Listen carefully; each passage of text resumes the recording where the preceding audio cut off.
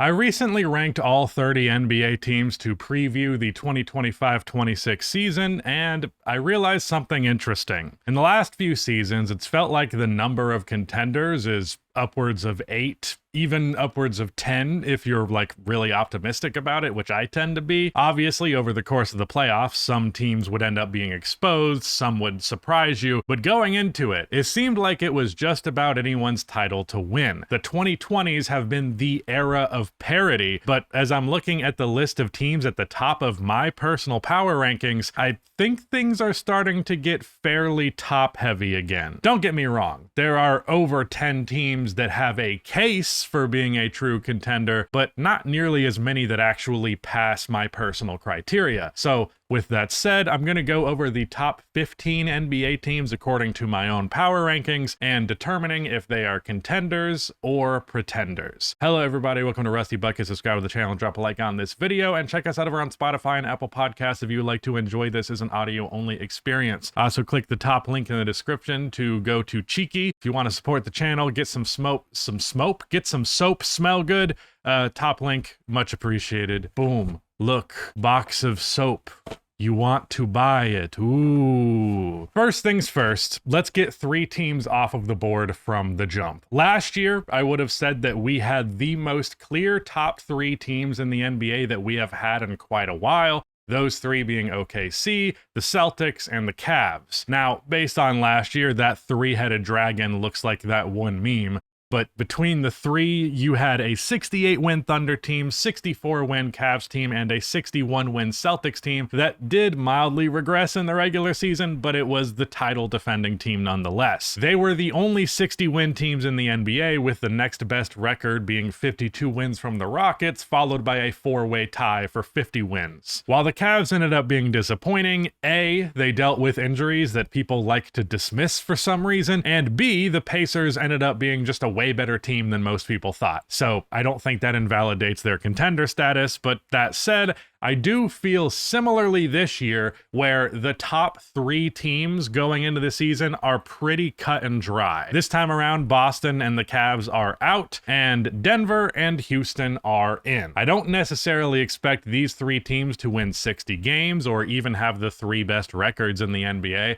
especially since they're playing in the same conference. What I am saying is that these will be the 3 leading title favorites going into the 26 playoffs. Obviously, anything can happen. Predictions are meaningless, but I feel pretty strongly about all 3 of those teams just being the best. OKC is the defending champ, so that needs no explanation. I do have my concerns about them that you can check out in my Are the Thunder in Trouble video from a day or 2 ago. But for the Nuggets, I think MPJ for Cam was plus value, and their bench got substantially better. They lost Russell Westbrook and gained Bruce Brown, the 6th man from their title run. Tim Hardaway Jr. is a veteran shooter. Jonas Valanciunas is a veteran 5, a rookie in Daron Holmes, who I'm expecting a lot out of, and the ever-continuing youth movement with Peyton Watson, Julian Strawther, and someone who I will highlight every time I can, Spencer Jones. I think he could be good. Watch out for him. He was fantastic in the Summer League. You can watch my Nuggets video from a month or 2 ago if you want more thoughts on them. But for the Rockets, I think they had a championship defense without the championship offense last season. While I don't think adding Kevin Durant equals Houston now has a perfect offense, I do think they could make a top 10 offense with this team, especially considering that they were 13th last year, almost entirely because of their break opportunities and offensive rebounding. Their only true glaring weakness was half-court scoring, and they added one of the greatest half-court scorers in the history of basketball, not in his prime, but still a bucket until proven otherwise. That's me saying that. The Kevin Durant hater. One final plug, I also have a recent video about the Houston Rockets you can check out for more in-depth thoughts. In particular, I am super interested in their lineup versatility. For me personally, I have always classified contenders in either the A class or a B class. A-tier contenders, I don't have any real reservations calling contenders, and B-tier, well, I have reservations, but I'm still optimistic. I could see them pulling it off. Houston, OKC, and Denver are all certified A-tier contenders by my summation. There isn't an S tier in my brain, by the way, so don't get it confused. I'm saying they're the top 3.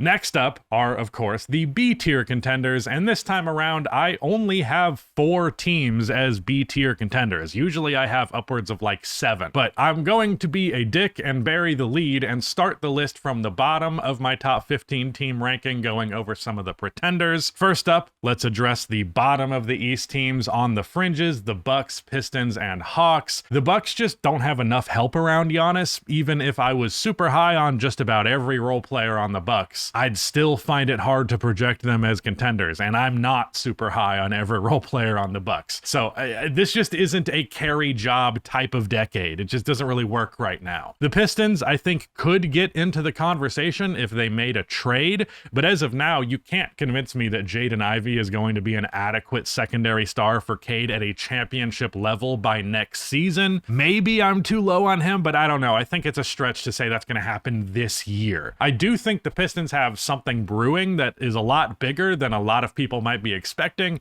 but not for 2026. And while the Atlanta Hawks have a pretty damn good roster, I just can't bank on Kristaps Porzingis being healthy for long enough to complete a title run. If he was his absolute best and played 35 plus minutes every game in the playoffs, then I could possibly see it. I like Risa Shea and Jalen Johnson. I'm expecting big leaps from them this upcoming season. They have 2 dogs on the perimeter in Dyson Daniels and Nickeil Alexander-Walker. Not to mention Onyeka Okongwu off of the bench, who I really like. But yeah, I would be shocked. I'd be shocked if Porzingis actually put together a healthy run, so I just can't give them that. Of the East teams that I'm not quite giving the contender title, the Orlando Magic are the team that I was the most hesitant to pass up on. I do think it's possible they put it together this year, but I'm not ready to bank on it yet. I think they need to get a feel for being a good team before they're a great team. Last year, they were an okay team, despite their core being severely fractured. Jalen Suggs only ended up playing 35 games last year and missing the playoffs. Paolo missed half of the season, and in his absence, Franz played like a fucking all-star. So my thinking is these 3 playing together, along with Desmond Bane, should be enough to be damn good. I've put out this take before, but I think their core 4 is similar to Boston's championship core 4 of Holiday, White, Brown, and Tatum. I just think the center play and depth will ultimately cause them to fall short. Hopefully it's not an injury that causes it this time around, but either way, I would say to look out for Orlando next year, whether they're a contender or not. Now, to move on to some whatever Western Conference teams, some more pretenders, but in the West this time. The Warriors, I discussed their contender status on a Little Rusty Buckets video. Go over there for smaller topic, short videos. So much self-promo in this one. I apologize. I feel like a fucking weasel. Basically, the short version of what I said there is they just don't have enough actually good players. Curry, Butler, Draymond, Pods, and Moody are the only guys that I'm confident in being like pretty good NBA players on this team. Trace Jackson Davis is fine. Quentin Post is actually on the cusp of being good, so there's potential there. Al Horford is allegedly going to play for them, but he's a million years old. The Kuminga situation remains unresolved. Maybe they can pull this whole thing together, but as of now, I can't give it to them. The Grizzlies, I think, just need to make a trade. Ja and Jaren are a good duo, but the rest of the supporting cast is fine. They got upside, but nothing super proven yet, and they traded probably the steadiest player that they had for a bunch of draft capital. I'm guessing the plan is to move those picks for a star, but that has not materialized, so I do not yet consider them contenders. The Minnesota Timberwolves have made a bunch of noise in the playoffs in the last 2 seasons, but have consistently proven to not have quite enough juice when they face a real heavy hitter. Ant just simply isn't on the tier of an SGA or a Jokic, who he's likely going to have to go through, and honestly, those teams probably also have a better supporting cast as well. Their point guard situation is stuck between an aging Mike Conley and an extremely inexperienced Rob Dillingham, who I am frankly skeptical of personally, not a big fan of small guards typically, and at this point, I think Jaden McDaniels is just kind of who he is. I would say the same thing for Naz Reid, and I would even say the same thing for Julius Randle, even though who he is established now to be be a much better playoff performer than who he was last time he was there. Still, ultimately, Randall ends up being a lower tier all-star at best, even if he is not a disaster in the playoffs anymore. Rudy Gobert is getting older. He was a disaster on offense in the playoffs. That's just not going to get better than... that's not going to get better. It's only going to get worse with time. They lost Nickeil Alexander-Walker. I just don't see it. I'm sorry. There's just too much decline, and they weren't good enough to actually cross the finish line before anyways, so I'm not going to project it now. And then finally, before we get into the 4 B-tier contenders, I have our last pretender, the San Antonio Spurs. I really debated this one because I'm a big believer in Wemby, but that's also why I ultimately chose to label them a pretender. I asked myself, if Wemby just has an S-tier third season, like a perfect year where he's healthy, he can play 35 plus minutes, he wins DPOY, he puts up 25 plus points on the other end on good efficiency. If that happens, would the Spurs be good enough to win it all? And upon looking at the man's supporting cast, I don't think so. Probably not. Don't get me wrong. I think De'Aaron Fox makes for a fine Robin. That's a pretty good duo right there. But the rest of this squad is kind of suspect. You have a rookie Dylan Harper who has shooting concerns as he enters the NBA, and he plays the same position as De'Aaron Fox.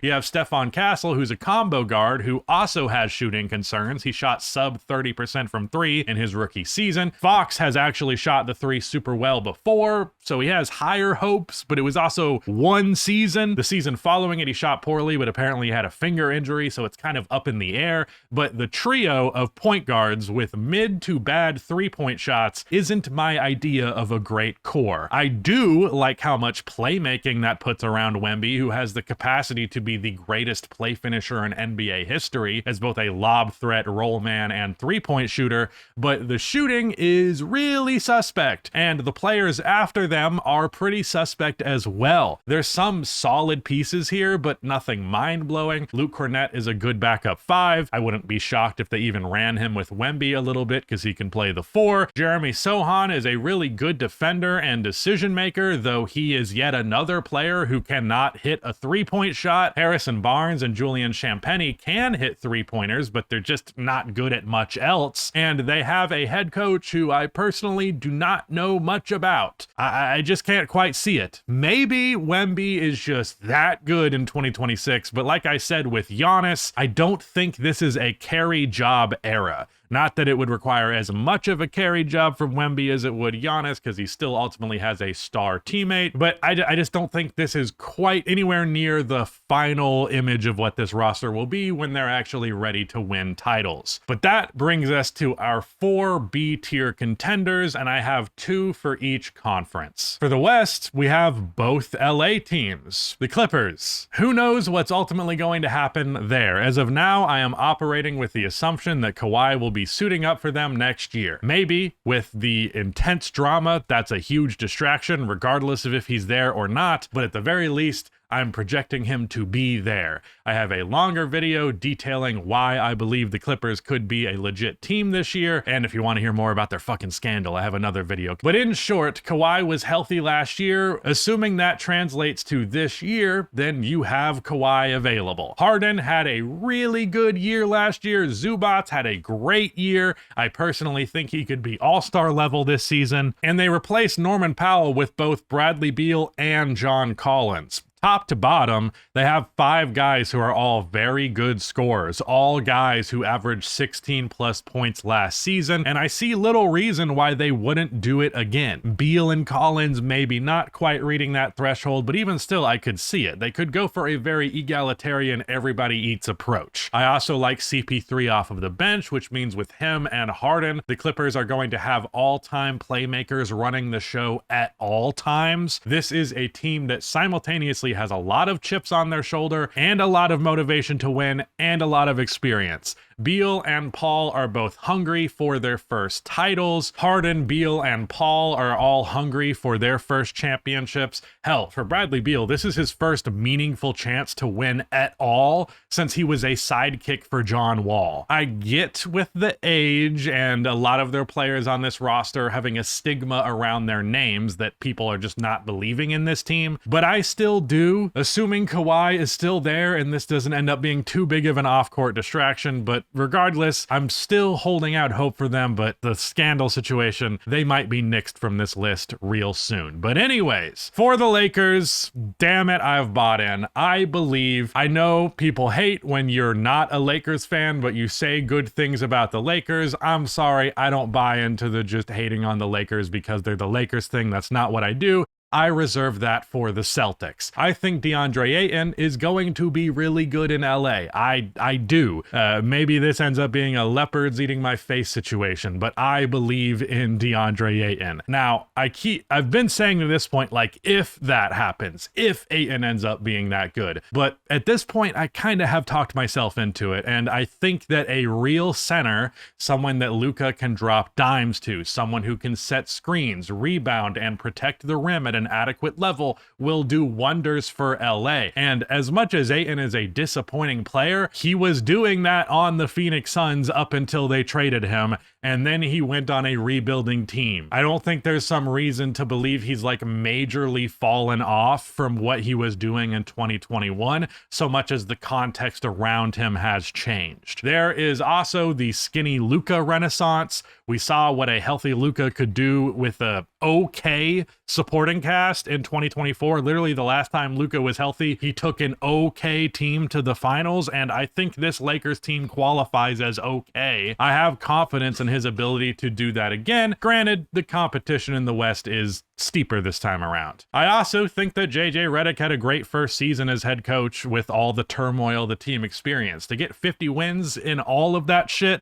that's impressive, and I'm expecting him to be among the best coaches in the league next season. Jake LaRavia is an addition that I've only liked more and more the more I've looked into him, and the one addition that I am really skeptical of is Marcus Smart, but maybe Marcus Smart could be something. They also have access to another first rounder for trades now, and it would not shock me if they made a trade of some significant substance next year. Both LA teams I'm the most on the fence about that I did elect to label contender, but I still feel okay about them. I don't know. I'm at like 53% on them, which technically wins. But the final two teams to discuss are the top dogs of a pretty awful Eastern Conference, the Cleveland Cavaliers and the New York Knicks. The Cavs, I think, were every bit the contender we thought they were last year. They just got hurt and faced a Pacers team that was way better than we thought. They replaced Ty Jerome with Lonzo Ball. Big if, but if Lonzo could be healthy, that is a massive upgrade, especially given that he can play alongside Garland and Mitchell. You could very easily play him at small forward. And Larry Nance Jr. is a damn good backup five, so I do think the roster could theoretically have improved. Granted, I do think Ty Jerome is better than the horrible playoffs that he had, but he did have a really horrible playoffs. But yeah, they're the same team as last year, and I don't believe it was a mistake to label them as a contender, as many do. Now, for the Knicks, it's as simple as this. Their defense was phenomenal in the playoffs, which is why they managed to get past the defending champions. However, their offense was limited by Tom Thibodeau is coaching-itis, which means their offense was doo-doo booty cheeks. My hypothesis is this. They can maintain the defense of this previous year because they have all the same personnel. At least most of the defense can be maintained. Maybe having Tom's chain smoker voice yelling at you adds a +10 attribute to their defensive stats, but I see little reason why they could not just copy Tom's formula on that end and then reapply it. Their new head coach, Mike Brown, most recently was known for coaching the 2023 Sacramento Kings, who at the time had the record for the best regular season offensive rating in NBA history, a team that functioned primarily off of a guard-big duo, like Brunson and Cat. that, 2 players who had virtually zero two-man game under the tutelage of Thibodeau. Long story short, their offense should be a lot better, and that's enough for me to consider them contenders. So, the 7 teams that I am locking in as contenders going into the season are the OKC Thunder, Denver Nuggets, Houston Rockets, New York Knicks, Cleveland Cavaliers, Los Angeles Lakers, and Los Angeles Clippers. Thank you so much for watching. That is it. Goodbye.